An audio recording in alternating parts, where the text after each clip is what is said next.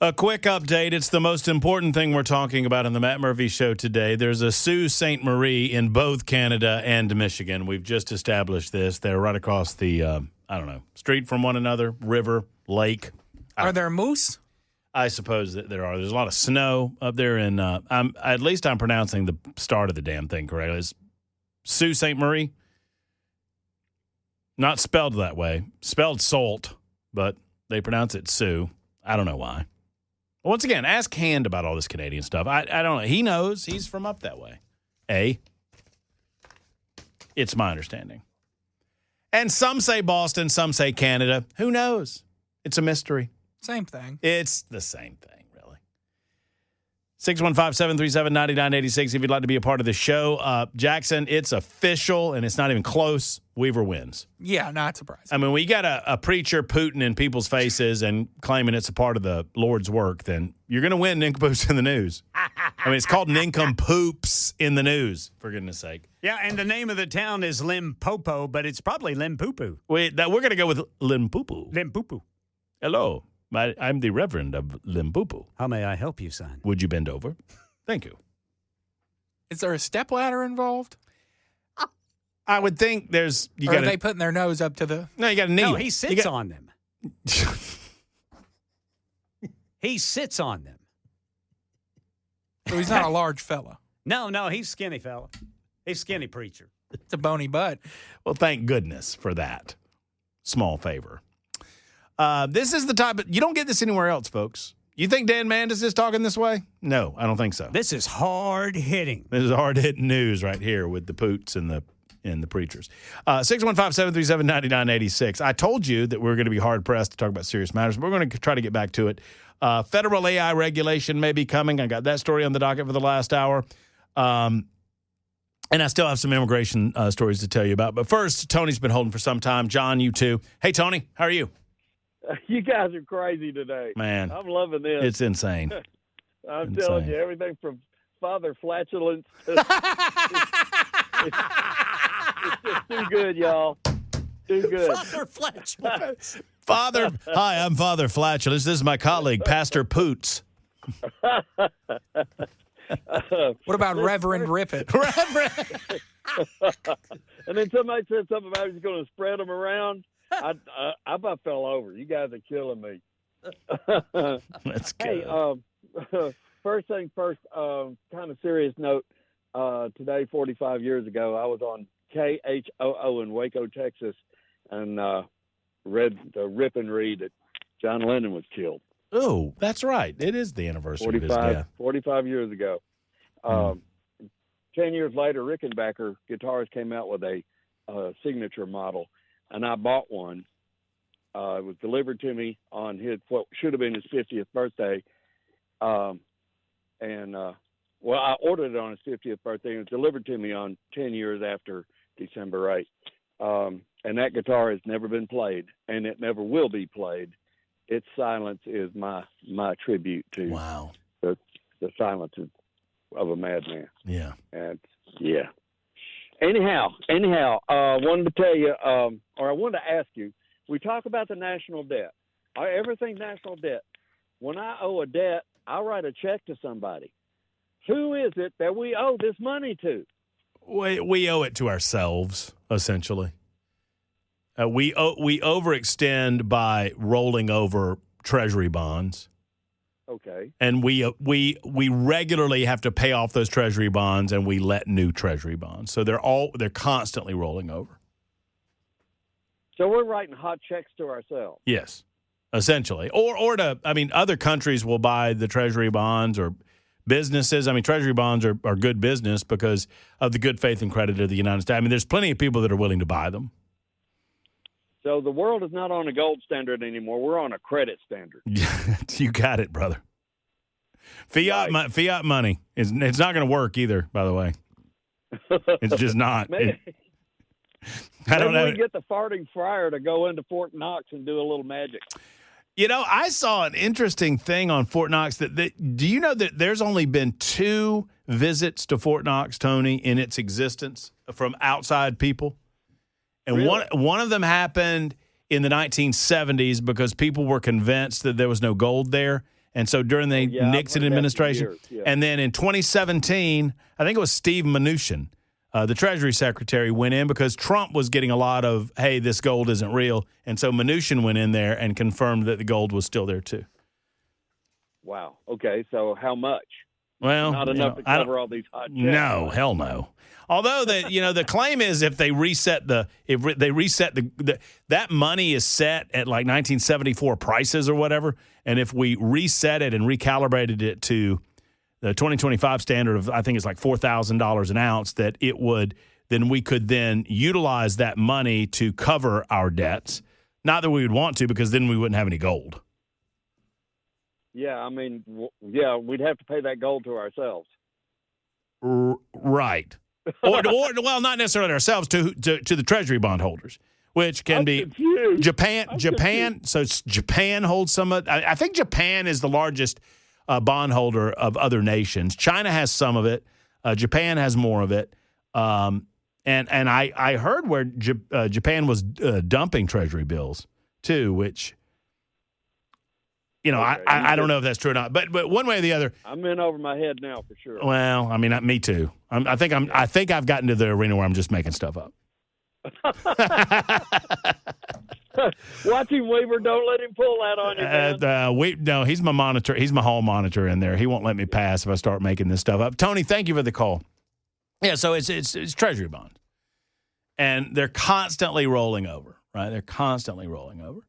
But the national debt is, 38 trillion, somewhere along those lines. John might have some thoughts on it. Hey, John. Hey, Mr. Murphy, how you doing, sir? Man, I'm great. I hope you are. I'm doing great. I just want you to know that Ken Weaver definitely beat you with the Duke of Dookie. The Duke of Dookie. So I got a couple other things to talk about. They kind of going along with Dan this morning about what he was talking about the brotherhood, everything like that. So, the brotherhood. So, I am Alge, scary name, said that they would destroy America from the inside out. Mm-hmm. And if you look at it now, that's pretty much what the Democrat Party is doing. They are trying to destroy America from the inside out, but they don't realize what that means. They do not realize that they throw people off of buildings. They don't even want to spend a bullet on people. They'll just toss you off a building.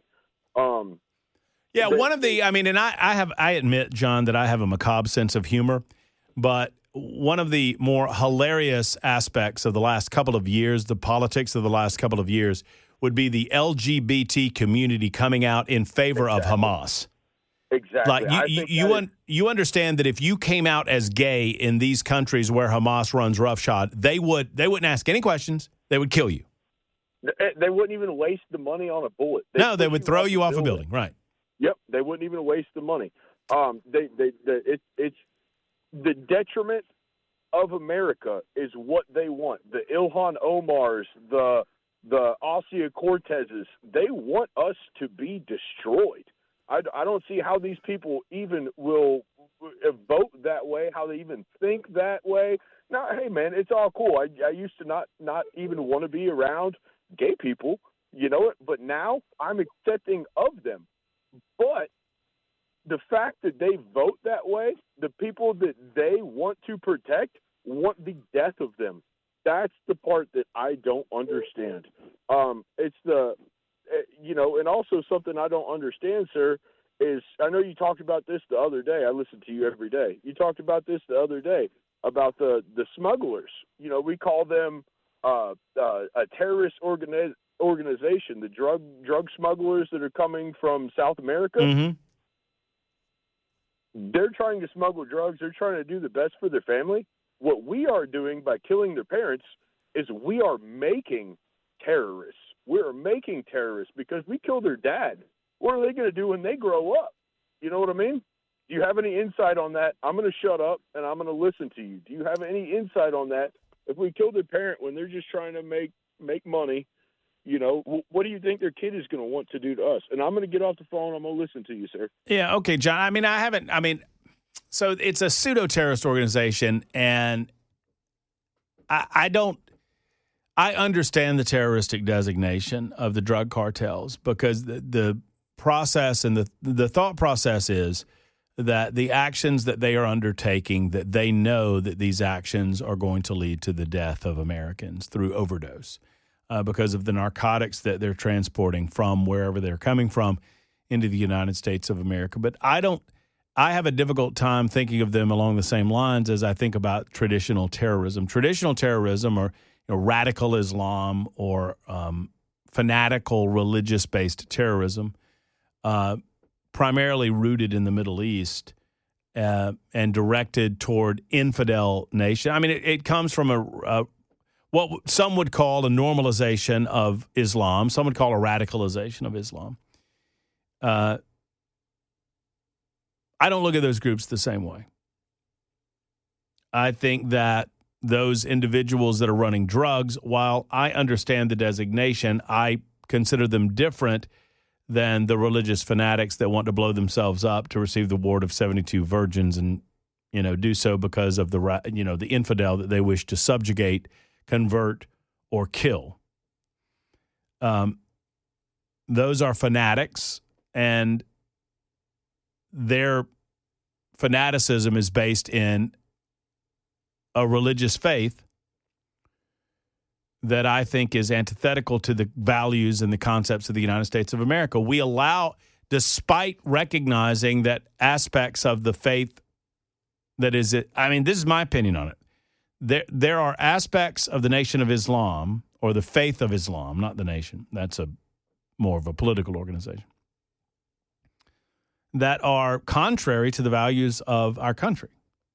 But our country believes in freedom so much that we allow people, so long as they do not do harm to other people, we allow people to exist in the country that have values that are contrary to the basic building blocks of the United States of America. I don't look at the drug cartels that way. The drug cartels are out to make a profit. They don't really care who they kill in doing so. And the cartels are obviously vicious people. They're murderers and they're killers.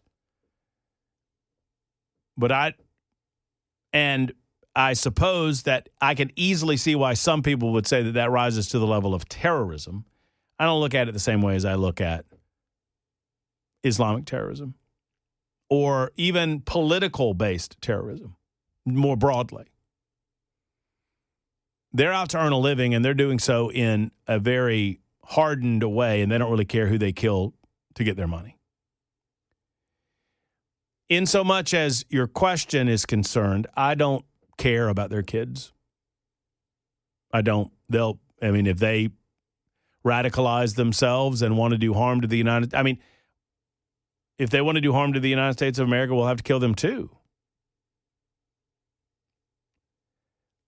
I do understand the concerns constitutionally regarding where we're going with the ability to randomly hit drug boats. I don't care about the people that are driving the drug boats. I just don't. Do not. Not one bit. You are in a line of work. I mean, let's be realistic here, people. You are in a line of work where you should expect to get killed at any moment. That's the line of work. You don't care who you kill with your drugs. You don't care who you kill to make a profit off your drugs. So I'm not going to care when you get killed. I do care about the Constitution. And I would like to see a level of resolution in the judicial system as to where the line is regarding what the executive branch can declare as a real imminent threat to the American people. Because that's what they're doing. And right now, that's fine because it's yet to be challenged. As that challenge moves forward in the court systems, I look forward to some clarification with regard to the judicial branch as to what is permissible and what is not. It is 22 after the hour. This is Super Talk 99.7 WTN. Yeah, I mean, I know Ken's got that story coming up, and Ken, I don't want to get in front of it, but this U.S. Immigration and Customs Enforcement lodged a detainer for an illegal alien charged with the stabbing of a man on the Charlotte Light Rail. This is obviously 4 months after the fatal stabbing of Irina Zarutska. she was that high-profile stabbing. Everybody was talking about it. Charlie Kirk got assassinated, and then we moved off the story a little bit. I mean, I understand how the news cycles go, but we have not forgotten about it. And this is yet another example. I mean, this is an illegal alien doing the stabbing in this case, allegedly at the hands 4 months after the stabbing happened at the hands of Oscar Gerardo Garcia, I guess, an illegal immigrant from Honduras who had twice been removed from the United States of America. The 33-year-old individual, Oscar Gerardo Solaranza, I can't pronounce his damn name, was accused of forcing his way onto the light rail car Friday and stabbing a male passenger with a large knife. He's now been charged with attempted first-degree murder. I mean, Ken's going to give you some of the details of that story. It's just brutal. Story's brutal. And Democrats consistently are defending this type of behavior because they're defending the policies that allow these people to stay here. Tell me I'm wrong. Fight me on this.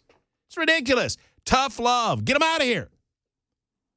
I'm sorry that we don't know who the good people are and the bad people are anymore, but it's gotten blurred because the Biden administration allowed millions and millions and millions of people here illegally. We have to clean out the system. And then we can talk about rebuilding our immigration policies. As I've said many, many times, a 2-year moratorium on all immigration, all of it. And then we begin building back a process by which the individual companies and the others justify the immigration that they need for their companies to be better and to build on a solid foundation of understanding of exactly who's here. Frank is next up. Frank, what's up? I just wanted to do a rebuttal, I guess, on that representative who talked about the tunnel the other day. Again, I can tell you what I think I know based off of what he said, if that makes sense. Frank, here's what I'm going to do. But it sounds like you are ordering a number 4 from a drive-thru, and that's not your fault. I'm not faulting you for that. I love you, buddy, but I want everybody to be able to hear you and understand what you're saying. So I'm going to see if Jackson can't figure out how to do that while we do the news. We'll get your call. We'll get Eric and Jasper in here as well. And your calls, too. 615-737-9986. 615-737-9986. It's time for the news on Super Talk. Super Talk 99.7 WTN. It is Matt Murphy and the Matt Murphy Radio Show. Tomorrow on the big show, man, Jackson, you got to get home quick. Yup. And tell everyone why that is. I will be with Dan Vandis in Nashville's Morning News tomorrow. What time will you descend upon Nissan Stadium and the tent that will be available for us for Toy Field? I'm thinking about just starting the tailgating for the Music City Bowl early. I kind of like that idea. 22 days. I mean, what else you got to do? How about this? You're getting there at 4 a.m. tomorrow morning? 4:30-ish. 4:30? Yeah, I hear that there's going to be breakfast provided. Save me some, would you? By 3 o'clock? Yeah. No. Okay, then. No. Thought you'd say that. So, Toy Field tomorrow. Starts bright and early. We're right beside Nissan Stadium. Hold on, I got to get all the details. Stand by. There we go. Here's some of the details. Nissan Stadium, officially One Titans Way, drop off at the South Plaza. Someone said, why are you giving toys to seniors? And I understand why you would think that based on the verbiage of the promo that I did.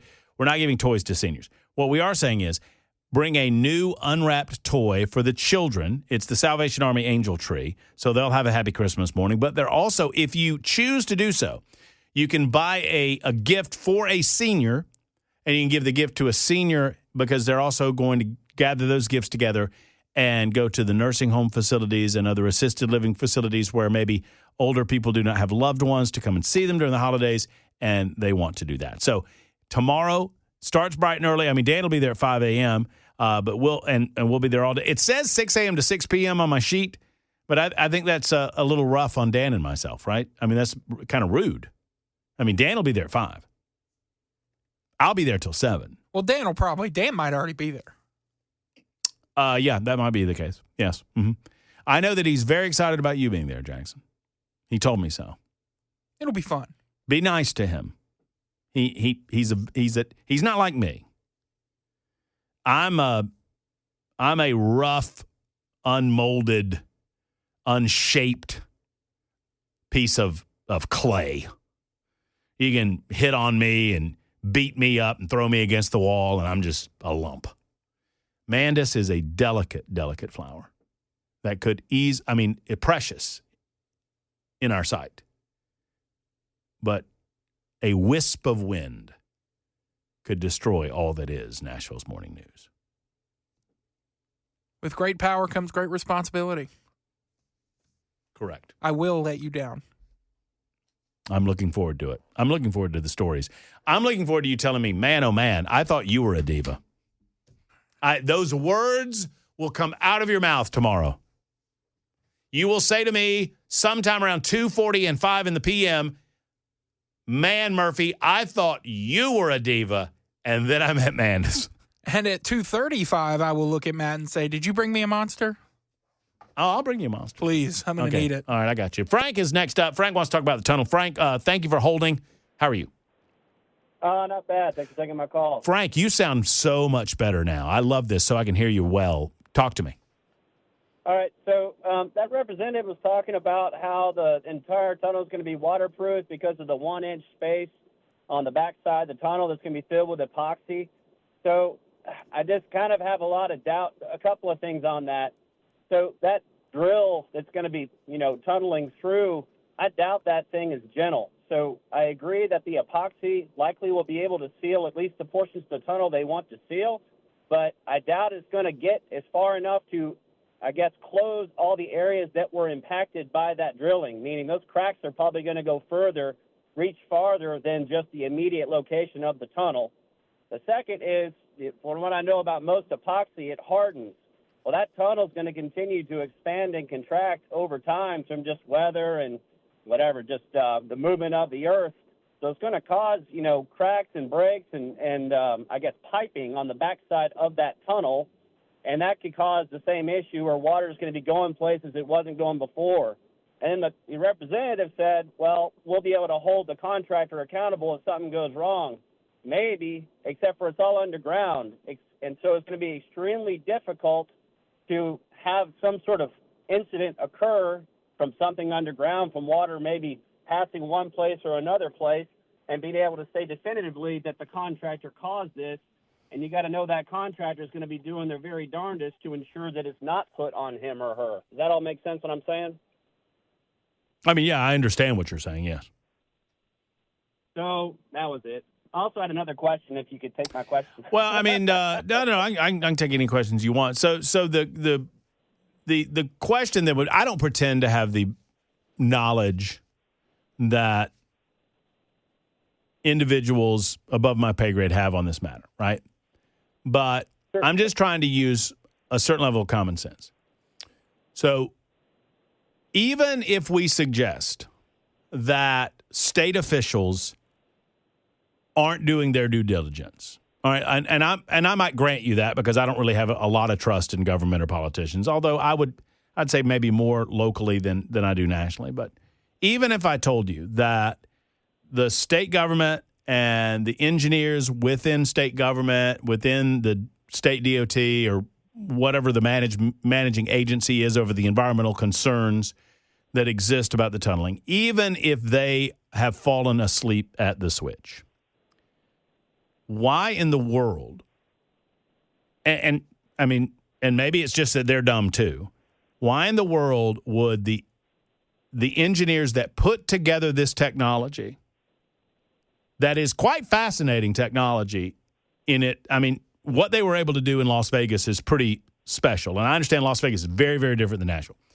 But why would they do something like this if there was a significant percentage chance of structural failure when they're footing the entire nut? Let's say they don't care about the environmental concern. They would be out hundreds of millions of dollars.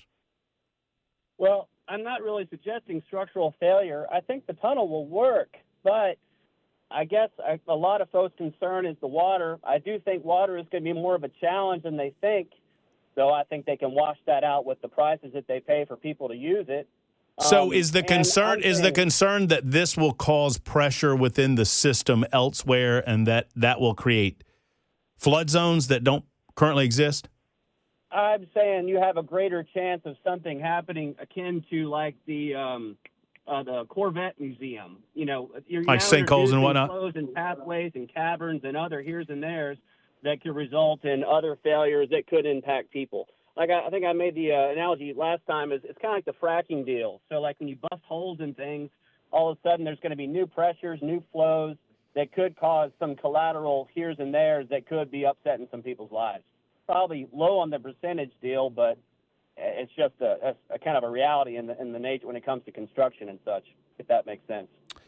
Well, and I would have to have faith, and perhaps this is my naivete, but I would have to have faith that their structural engineers are aware of the possibilities. What they have said publicly is that this project actually exposes them to less risk than the Las Vegas project did because of the topography. It exposes their company to less risk because What I mean is less risk of tunnel failure. And by the way, any sinkhole whatsoever in the project would be total tunnel failure. In other words, Frank, regardless of whether the tunnel still worked, if there was a sinkhole that caused property damage away from the tunnel is immediately shut down. You understand that, right? No, I do understand, but I'm saying what the argument I'm making is the tunnel, the sinkhole that would occur would likely not occur at the time of construction. Once again, what I'm telling you is, and you could be right. You could be right. And they could be wrong. But from a public relations standpoint, if this tunnel is responsible for any sort of sinkhole, I would suggest to you that immediately the tunnel project, either if it's in construction phase or if it's in going, they would shut it down. How would you prove it? It would cease to, what, a sinkhole? No, well, yeah, a sinkhole that's directly caused by the tunnel. It's all underground. If any sinkhole happens in any shape or form anywhere near this project or anywhere in Middle Tennessee, the tunnel will be blamed. 100%. I mean, when's the last time we had a sinkhole?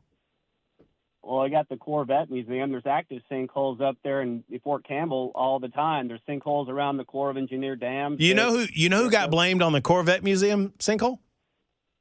I don't. The Corvette Museum. No, I mean it's. Yeah, well, that's the reality. They blame because they said that they should have done their due diligence before they built a Corvette Museum on top of the possibility of a sinkhole. I guess in the end, I'm not trying to say this is going to be an absolute failure. I'm just saying a lot of the stuff that I heard from that representative, I'm like, that's an easy thing to say. It's a lot more complicated than that. I think that's all I'm really trying to say. No, I mean, Frank, I agree with you 100% that this is a very complex issue, and I don't want anybody to think that I have any learned understanding about the engineering that goes on this, right? I don't. What I do understand is money. And I understand that if a company is willing to put somewhere in the neighborhood of $150 to $200 million of its own money in a project, expecting to recoup that money based on the success of the project, right? In a money-making operation, a money-motivated operation like the Boring Company, and under Elon Musk's tutelage, I would expect that they, in concert with the state, are doing their engineering due diligence to make sure that it is not a real and present danger to the safety of the people affected. I don't have as much faith as you do. I think, an easy example of that is the big BP oil rig mega spill. That's engineers, all kinds of involvement in that. So, I mean, yes, I don't think that's absolutely the BP spill was not nearly the ecological disaster that environmentalist people suggested that it would have been. The Gulf of Mexico, but the benefit outweighs the risk, man. 100% the benefit. 100% it does. I mean, otherwise, I'm not arguing. Right? The benefit completely outweighs the risk. Now, maybe you could argue that the benefit here doesn't outweigh the risk. And I'm not even arguing. I'm just telling you these are some realities that I think that representative has not wrapped their head around. And by the way, it was discovered because I was down in Alabama during the time, so I'm intimately familiar with the BP example. And BP was completely at fault for not doing their due diligence in terms of safety and regulation in that spill. And that's fine. And so let's say that's the case in this instance. But when in the course of human events, whenever something goes wrong in terms of like a car wreck or something goes wrong with your house and insurance gets involved, when does everyone walk away and say, wow, I really am glad that insurance took care of me on this? That was a great Well, no, experience. I understand that people, you can't make people whole again. We can't reverse time, but BP paid out billions of dollars after the oil spill. Billions. No, I know. I hope that's not what we're aiming for. No, but what I'm saying, with any innovation comes risk. I mean, if you want to wait for a time where there is a 0% chance of failure and there's a 100% chance of success, then we're not going to innovate anymore. The purpose of my rebuttal is not to say stop the tunnel right now. It's just to say, look, there are some things that could still go wrong with this. I think 100%. Musk is going to come out on top, but that's it. Frank, Frank, we can leave this conversation as a friend. I don't want to come off as an enemy to you. I appreciate the discussion. And if anybody thinks that I'm suggesting there's no risk here, no, that's not true. What I am suggesting is that the mitigated risk is worth the benefit of the innovation. No, I won't argue with that. Again, this is just to try to do my best to educate folks. There's a lot going on there, and in the end, we have to remember that every business is in the business of making money. And so, does that mean part of it is making sure everything works perfectly, but part of it is that's good enough. Let's keep moving. So I think that's kind of what I'm driving at, and everybody's under the gun, everybody's up against a deadline, and if it gets a stamp on the piece of paper, it's close enough, and we'll figure it out during construction. There's just a reality we have to face there, and with that comes some risk. Hope that makes sense. And I do have one very last important request I would like to throw your way if you're amenable. Yeah, let's do it. I think it'd be very important and great if you could play Robert Earl Keen's "Swerving in My Lane" whenever traffic is bad in Nashville. I think that'd be a great thing for us. Well, look, as a huge Robert Earl Keen fan, Frank, you're talking my language, brother. There we go. Let's do it. I'm in on that. So, "Swerving in My Lane," Robert Earl Keen. I absolutely love the idea. Thank you, Frank, for the telephone call. And and I see you guys, and I know that there are tunnel naysayers, and I understand that there are, and everybody's saying, "Oh, this project's dangerous for Nashville." I mean, traffic's dangerous for Nashville. Fossil fuel consumption, that's dangerous for the human condition. I mean, there's a lot of dangers that we're willing to accept, and there are some that would suggest that any benefit is not worth what they perceive as the risk. I understand that. I understand where you're coming from with that. Those that we have elected and empowered to make these types of coordinated decisions with the private sector have determined that this, in fact, is. If they're wrong, they'll get their asses booted out of office. But if your consideration is we must make sure that no damage is done, or there's zero risk factor involved in any of this, then you're not going to have any innovation whatsoever. And I don't think that's what we want either. I get it. Some people aren't into it. I'm into it. And I'm excited about it. We'll try to get to Eric and Lee if we are able. It's 53 after the hour on Super Talk. That's going to wind it down for the Matt Murphy Show this edition. I've enjoyed this Monday. I hope you have as well. Tomorrow, big time, Toy Field, Nissan Stadium, all day long. Dan Mandis will be there. Chris Hand will be there. Chad Benson will be there. Matt Murphy will be there. Jackson will be there all day. And we expect you to be there with a new unwrapped toy.